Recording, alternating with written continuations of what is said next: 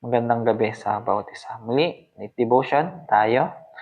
At yun, dito pa rin tayo sa chapter 19 ng Kawikaan, verse 11 hanggang 20. At yun, umpisa na natin. Ang kahinahunan ay nagpapakilala ng katalinuhan.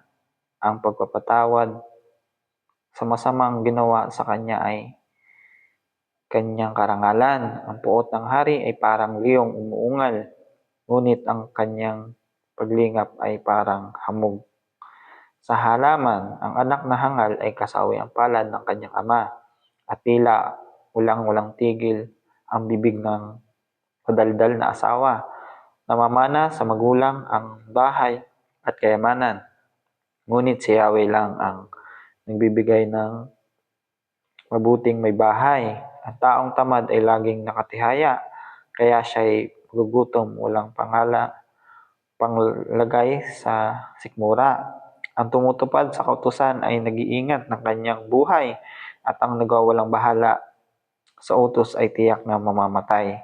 Parang pagpapautang kay Yahweh ang pagtulong sa mahirap, at pagdating ng panahon, si Yahweh ang magbabayad.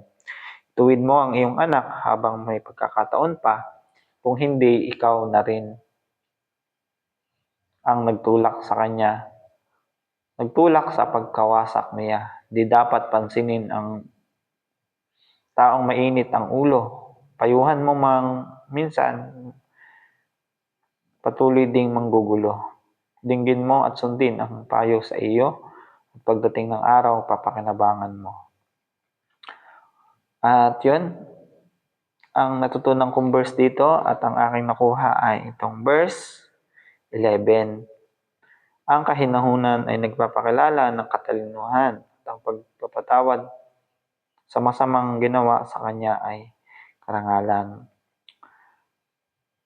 At yun, ang pagiging mahinahon sa lahat ng sitwasyon, anumang pagkakataon, ay nagpapakilala ng katalinuhan.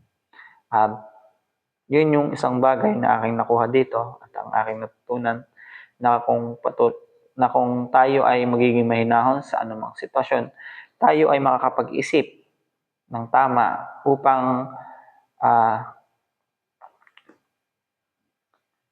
ating maunawaan yung sitwasyon, kung mayroon tayong kailangang ayusin or kailangang tugunan. Kung halimbawa sa problema, ay kung tayo magiging mahinahon, ay ating masusolusyonan. At yun, ang pagpapatawad sa masamang ginawa sa kanya ay karangalan. Isa din to sa verse na aking natutunan. Ang magpatawad sa masamang ginawa sa atin ng ibang tao, na kahit na masama yung ginawa sa atin, na parang ang hirap tanggapin, ay nawa ay ating sikaping patawarin sila. At yun yung isang bagay na aking natutunan dito. At yun, hanggang dito na lamang. Salamat sa patuloy na pagsuporta sa akin tuwing night devotion. Salamat po.